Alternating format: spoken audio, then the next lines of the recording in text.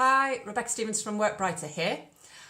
I want to share with you how, as a psychologist, I like to take quite an evidence-based approach to decisions, and how I encourage my customers to do the same, really through looking at the statistics as to what is happening in your recruitment process and looking at that link between how a candidate does in the recruitment process and then how they perform in the role.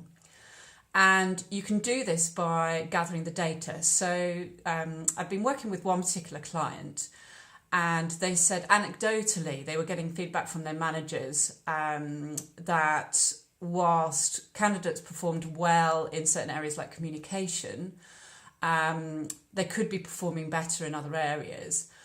But they had nothing really concrete to base any changes on. So I helped them run a statistical evaluation where we gathered data from every part of the recruitment process, how they scored at each point, who passed, who failed, how they then scored in each exercise on the face-to-face assessment and each part of that, so each competency in this case.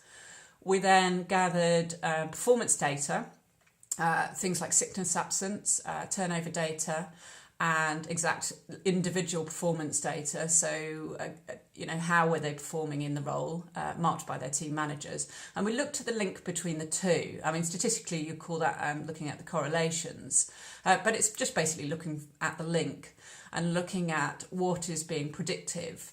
And what this enabled my client to do was understand that the role play exercise they had in the face-to-face assessment was highly predictive of success in the role. This was mainly because it was a call centre role, so as you understand, you're replicating similar challenges.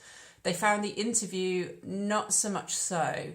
So they actually dropped a large part of the interview, saving themselves about 45 minutes in that face-to-face assessment, which they were very happy about because it made the day a bit shorter.